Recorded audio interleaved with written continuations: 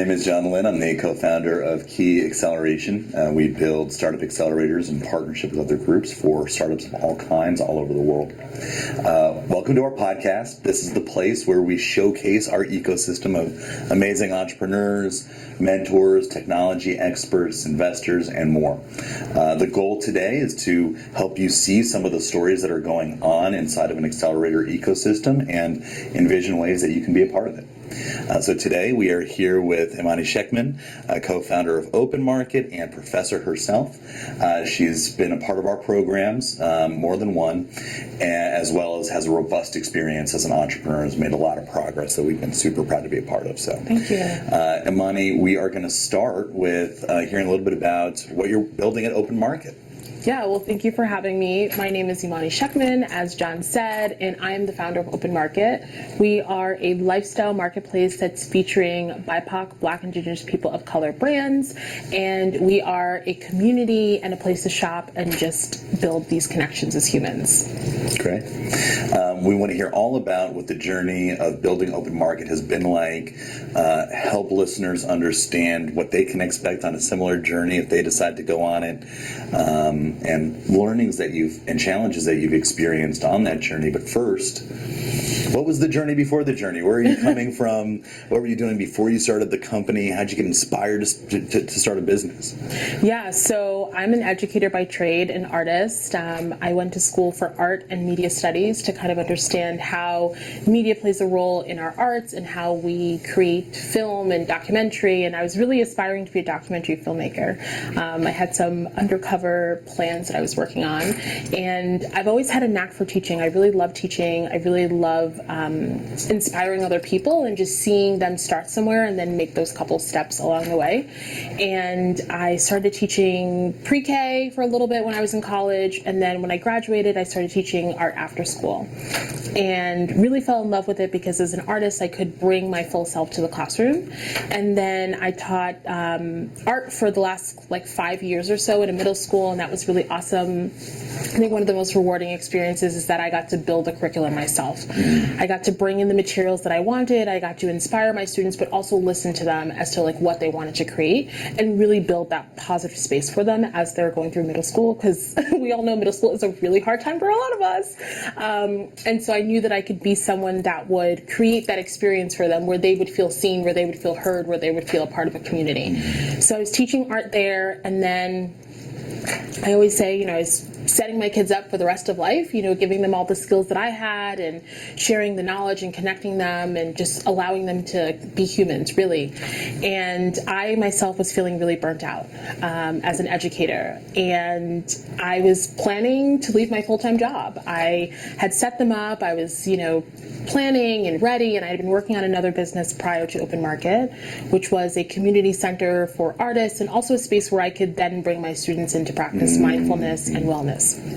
And so then, as we all kind of experienced in 2020, the pandemic happened, and we were notified not to quit our full-time jobs, and I didn't. And I was kind of wondering what I was going to do, and I ended up talking to one of my business mentors and my life mentor, and she had suggested looking at a list of things that I wanted to do for my life, and what are some of the things that you could do now while we're inside and just in the pandemic, And one of the things was to create a pop-up. I've always wanted to have a store. I always wanted to have a community space where people could come and gather. And she encouraged me, and I was on a call with her one day, and she said, all right, let's do it. How long will it take you? And I was like, I don't know, 2 weeks, but I was really joking. I wasn't planning on doing it. I was just kind of throwing it out there to see what she would say. And she said, I'll see you in 2 weeks. And I was like, okay, this is not what I want to do at all. I was just joking. I need more than 2 weeks.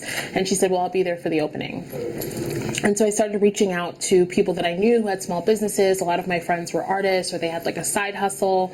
I myself am an artist, as I shared, and so thought about how could we bring all these people, specifically folks of color, into a space where they could advance their businesses or have a way to sustain themselves during the pandemic, and made all these calls, sent all these messages, and I was like, I'm trying this thing, I don't really know if it's going to work, but will you join me on it?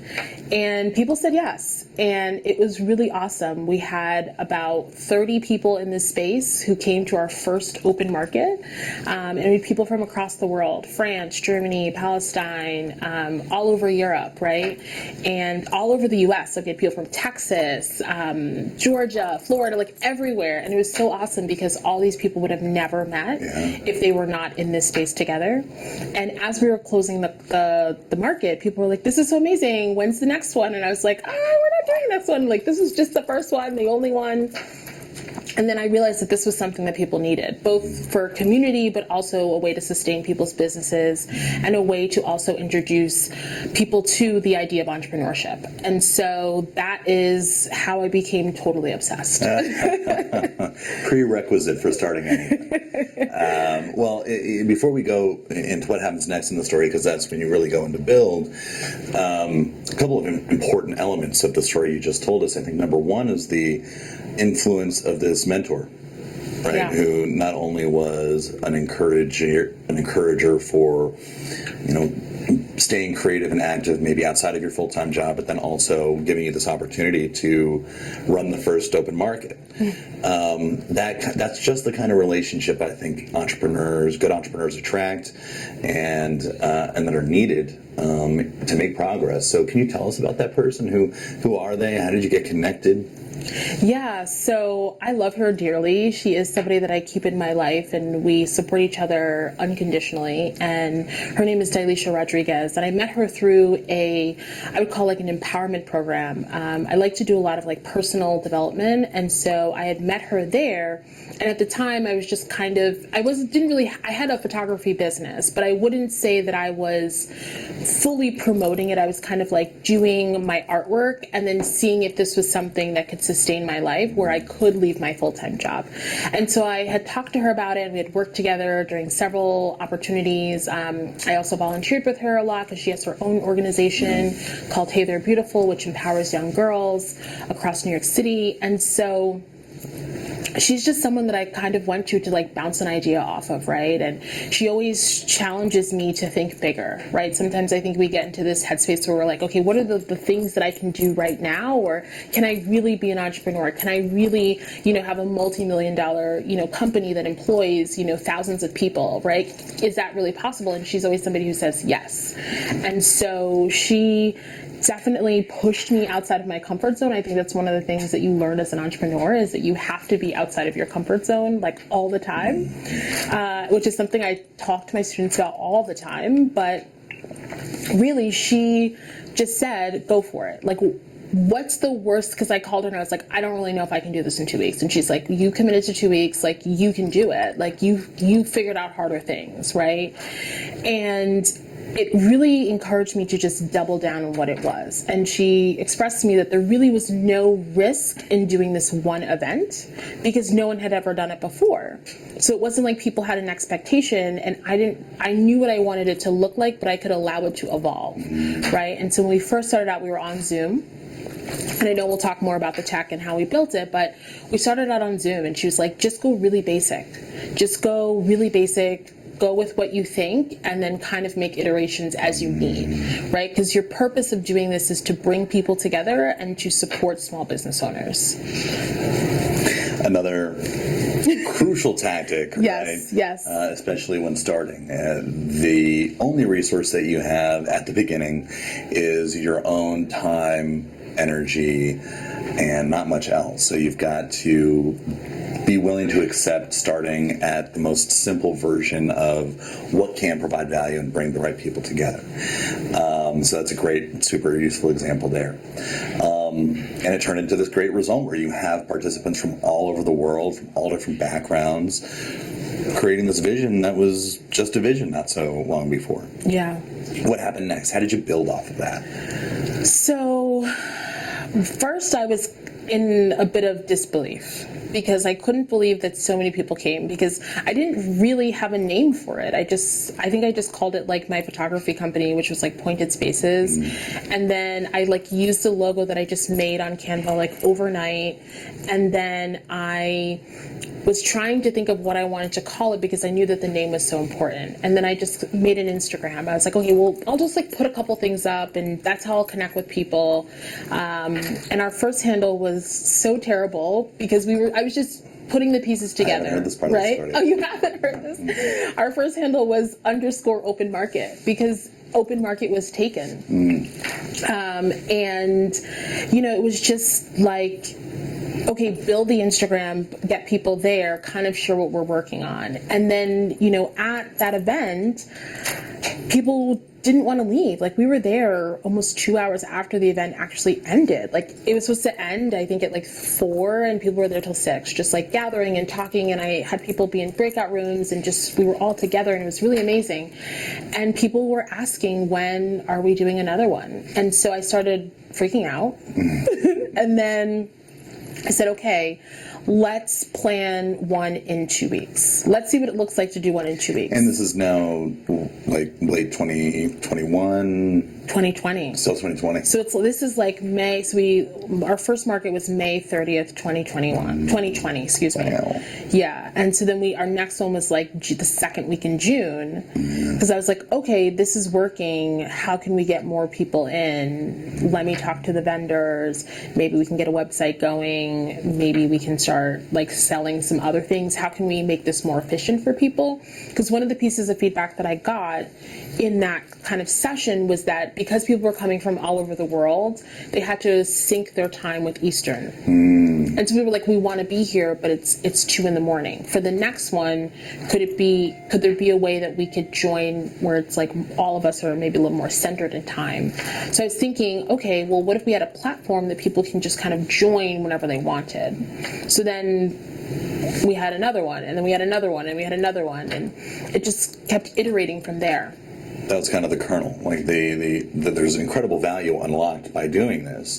There's also incredible cost to the user, to the participant. Yeah. And so there is room for a product opportunity in removing that cost, giving people an easier way to be featured and to showcase what they've built or what they made.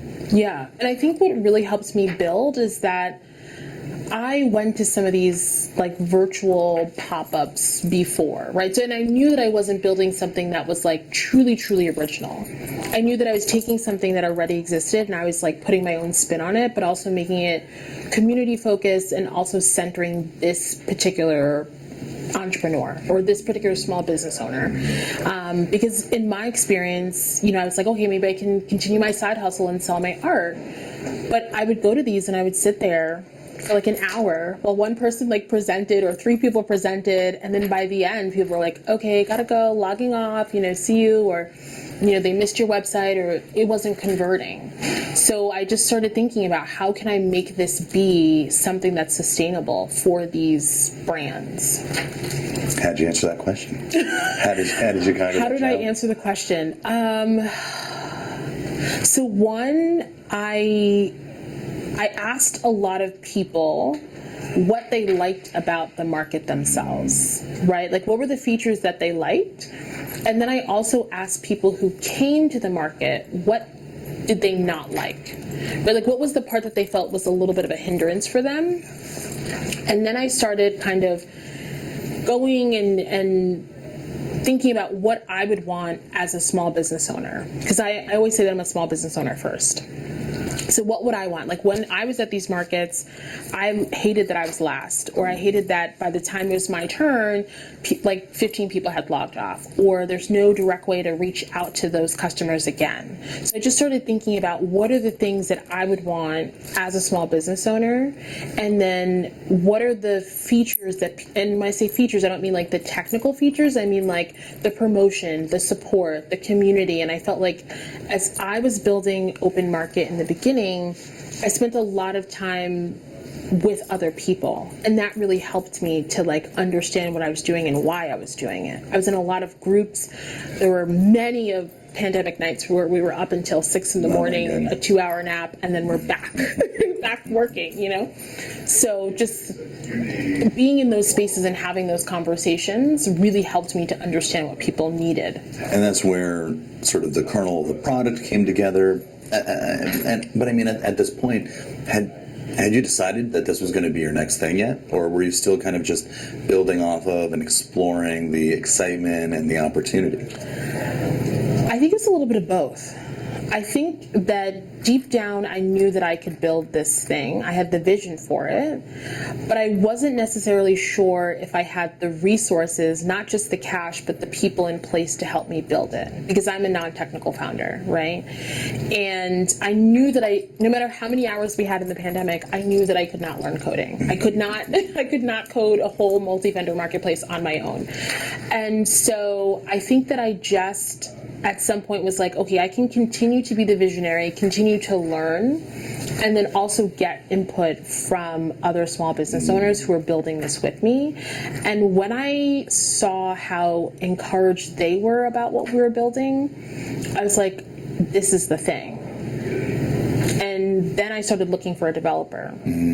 And I came across many developers who were like, I've never built something like this. I don't know if I could build this. This seems wild. Are you going to be able to help me code? And I was like, can't help you code, but I can give you the vision behind it.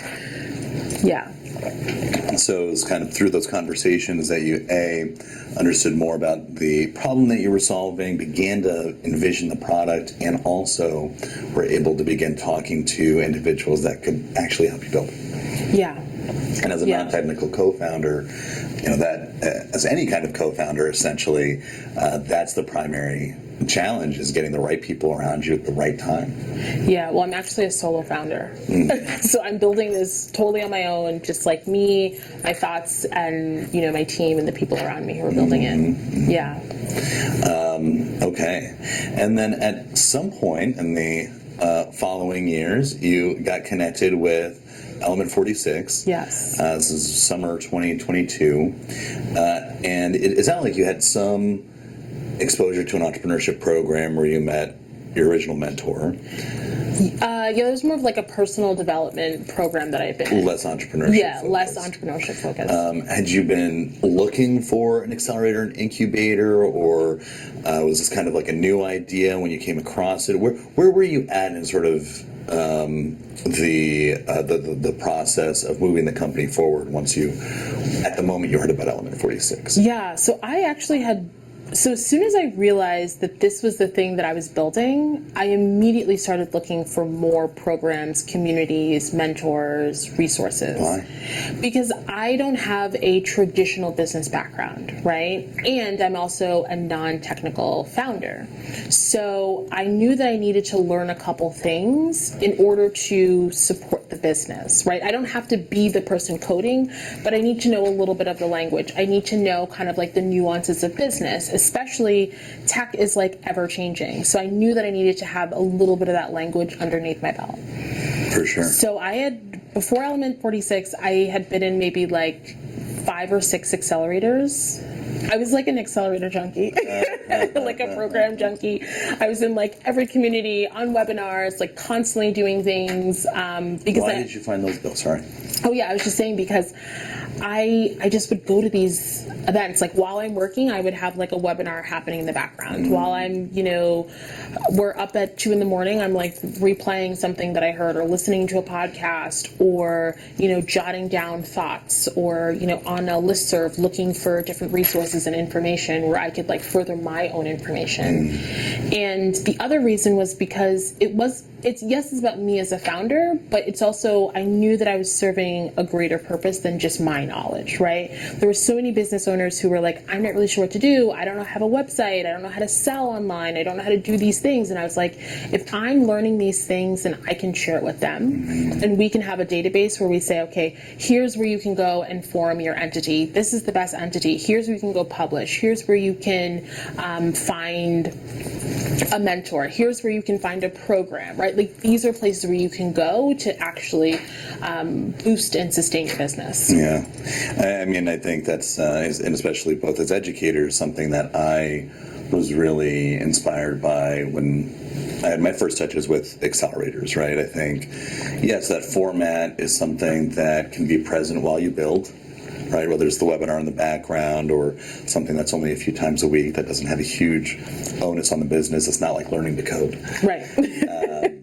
But also having that social contact with the mentors that are coming in to present, or the staff that's providing support, it's such, to me, an efficient way, because I'm so weak at finding those resources myself or acquiring those skills myself. But if you put me at the table with the right group of people, I'll take advantage of that. Yeah.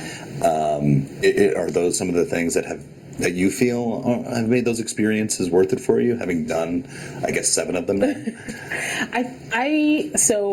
I would say yes as like a short answer.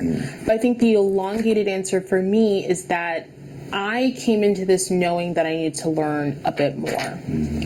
So I was really hungry for that information, and I knew that, the way that I learn is with a mentor, right? Because I know that if I'm watching what they're doing and I'm seeing how they're operating, I can quickly pick up that information. And so being in programs like Element 46, where I had a dedicated mentor and I had a team that could support, I was like, here are the things that I'm having challenges with. Here are the things that I feel like we're being really successful with.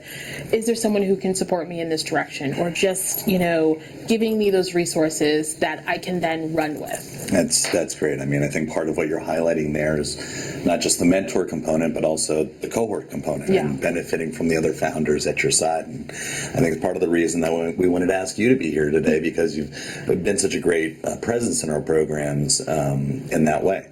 Both finding and working with great mentors, and also being a great resource for the founders around you. Thank you. But can you help these other founders understand? Well, how do you make the most of a mentor? What do you do to make those relationships successful for yourself and for your business?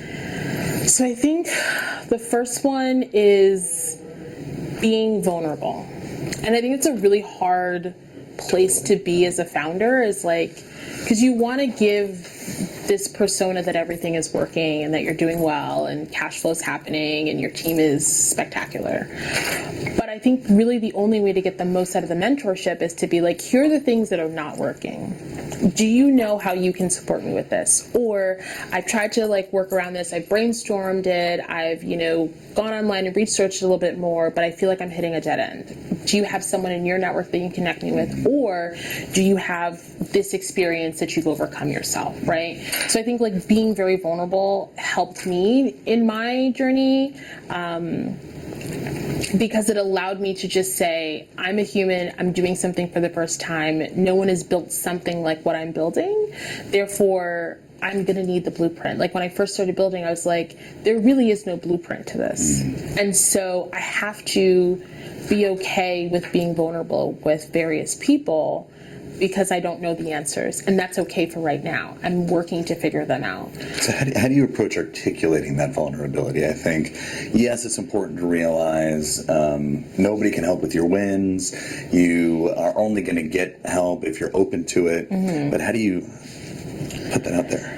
I think it's asking. I say this to myself as a founder. I say this to other founders. I say this to my students. It's really about figuring out what your ask actually is, and then being clear. And I was actually giving this example yesterday in class, because one of my students approached me and they were talking to me about their business, and they were, a little bit unclear about what they wanted. And I said to them, I'm giving you this feedback as somebody who's been there and who's unclear about what I'm asking for. If you're unclear, then people don't know where to direct you, right? They're like, great, I'll keep it in mind. If I come across something, I'll kind of swing it your way. But if you're really intentional about what it is that you want, or what your ask is, I know with Element 46, they came to you, and I had been asking for maybe 2.5, 3 years for this mentor. And you're like, who do you want to be your mentor? And I was like, I don't know who the person is, but these are the characteristics that I want. This is the experience that I want, and this is what I want them to be able to help me with, right? And then once I gave that information to you, you were able to like whip it around, turn it around, and talk to your network and bring in somebody who could do that for me, right? And so I think it's sitting with yourself and saying, what do I want the end goal to be, right, for this piece of whatever it is that you're working on, and then getting clear about that, right, and saying, what is it exactly that that I'm telling this person that I need so that I can direct them to that. It's one thing to know your problem, to describe your problem to someone. That doesn't necessarily give you progress. You need to be able to give an ask, not because they can help you with that ask, but because it will help them envision what support they can activate for you. Yeah. Was that as important once you had the mentor? How did you get value from the mentor relationship? So I think it continued. I just kept bringing my challenges, right? I was like, example. Yeah. So we have a custom-built multi-vendor platform, right? And which means that we have many vendors selling under one umbrella, meaning that each store has their own store, which is very complicated, but the simplest form is if you think about like Amazon or Etsy, who has many vendors on there that are selling kind of all simultaneously. And I went to my mentor and I said, I'm not really sure if our back end should look like this. This is a custom build out. We can't find any other ways to do without it being custom. There's no plug and play. There's no code solution that I found. Can you just look at the back end and tell me if we're on the right track? And they did. And they're like, oh my gosh, this looks exactly how I envisioned it to look. And so we were able to then make pivots and then also be like, okay, we're on the right track. Maybe we can, add different elements or different features as we continue to build. So that was one of the things that I brought to them. And then I think I also just talked about, creative ways to both engage business owners and consumers, because we're a multi-vendor, omni-channel.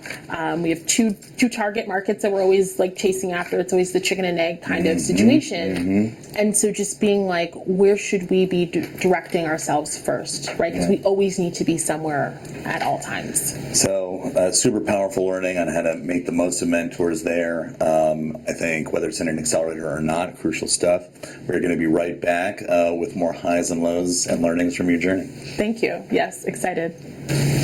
We're back with Imani Schectman, founder of Open Market. Imani, I'm going to continue the conversation here. Thanks again for being with us today. We've been hearing a little bit about your journey as an entrepreneur, as the person leading Open Market and using accelerators to provide progress for yourself. I would love to re-examine some of your experience as an entrepreneur from a learner's point of view. As educators ourselves, I think one of the things I appreciate most about teaching is that it gives me a reason to understand what I've learned. So when I have to show up to class and help these people understand what they're signing up for when it comes to entrepreneurship, it's always a good chance for me to pull that out of my own experience. So we'll have to revisit that with you in terms of what have been one of the best moments in your journey building Open Market. It's been one of the worst moments. And then what's one recommendation that you would give to someone thinking about starting a company or going into an accelerator, or even what's one thing you wish you would, if you had the ability, could tell yourself at the beginning? Yeah, so I agree with you about sharing with your students about the journey, right? I think it's our responsibility as entrepreneurs and educators to provide that information, because I always say that there's a lot of information, but sometimes you have to sift through it. And we get to be like their sifter, to say like, here are the options, here's what you can do, here's what we learned. And I think it's really powerful for me to be an entrepreneur and be educating at the same time, because what I'm learning in real time, I share with my students. It's such a tricky question, like what is my highest moment? You can tell us the low first. No. I think my highest moment has been, sitting at my family kitchen table and logging into the Open Market website with our new domain. This was a couple years ago. And having both my parents sit there, knowing that I'm building something, seeing some of it, but not really understanding what I'm actually building. And for them to see the website was probably like no words, but just complete utter shock and inspiration and just like joy, because they've seen me for countless hours just like working on this thing, talking about this thing, going to places, being like, I'm really dedicated to this, you know, watch what we're doing, you know, do all the, like, hear the things that I'm doing, but they didn't really like understand it. It felt like kind of this thing that I'm doing, that I'm like working on during the pandemic. And then for them to see the website and to be able to shop the different vendors and understand what it is that I'm building, I'd say was just something so special, right? And then I would just couple that with my dad actually came to one of our like virtual markets and it was so fun because my dad isn't really like a tech person, but he somehow figured out how to get on the Zoom and was just like popping around to all the vendors and just like talking to people and being like, I'm gonna order that, or I'm gonna talk to Imani because I need to get that, or just like, it was just so great to see someone that loves me, that believes in me, to witness something that I'm building, right? So that has definitely been one of my highest moments. And just to comment on that quickly, I think that, you know, it definitely speaks to me because one of the more difficult aspects of entrepreneurship in my experience has been having the support of the people around you, or having their encouragement, but them being unable to give you their full belief. And then when you have a moment where you're ready to showcase what you've done and then winning the belief, there's just something really, really special about that. Is that kind of what you're describing? Yeah, because it's not that my parents didn't believe in me. It's just that they couldn't understand what I was building and why I was spending so much time building it, and why it almost became the only thing that I was talking about, right? And so for them, they were like, that's great, but maybe you can start teaching again, right? Or like, that's great, you're really awesome with details, or that's great, what happened to your art portfolio? That's great, you know, are you going to get back into photography? All these things, and I was like, yes, after I do this, though, I need to build this first, and then I can do all those other things. And so it's just really great that they have seen it, they understand it, they, you know, of course are, you know, excited about it, but they do have their like tech changes. Are you going to be able to keep up with, you know, trends, like what's going on with retail, right? How are people purchasing? How are you going to continue to support these brands? They have all these questions, but for me, it's like, you have seen me build this from nothing, and so we'll just keep going. We'll just keep going, and I'll just keep showing you the milestones along the way. Yeah. All right. Oh, my low point, my low point. My low point. It's a hard one. And I say it's hard not because I'm being super prideful, but I say it's hard because I knew that I was coming into entrepreneurship with a non-traditional entrepreneurship background, right? I don't have a business background. And so I always knew that I would have to be doing a lot of extra learning, and that things would happen and I would have to quickly pivot. I didn't really know that the pivot was like, it's like the ecosystem language, but I knew that I'd have to kind of like iterate. So I would say, I think one of my biggest challenges, and I still kind of like, you know, have this, but I think I have a stronger mindset, is people who don't understand what I'm building and why we're building it. You know, people who say, that's a great idea, but I don't really see that that's important. Or that's a great idea, but do we actually care that these businesses are closing? That's a great idea, but like, we have Amazon, right? Or that's a great idea, you know, these businesses were never going to be profitable anyways, right? And so I think that has been the low moment when our focus shifted, and I think it ebbs and flows, but our focus shifted from supporting small businesses back to big box brands, and not really recognizing that, you know, BIPOC brands, Black and Indigenous people of color brands, and POC brands, people of color brands, are closing, right? And it's kind of like this like disappearance act that's happening, right? Like one month you see them online and they've got a new product out, and then the next month you don't see them, or like a week they're putting up a notice on social saying we're closing because we're unable to fulfill orders, or we don't have enough capital, we don't have enough runway, or we don't have enough resources. And so I feel like that is it's a low point for me. I know that there's a way around it, and I feel like I'm getting better at seeing it and addressing it, and truthfully I feel more encouraged now than I did maybe 6 months ago, only because now that I'm in the retail storefront accelerator, we now have our location. So, well, soon, manifesting here.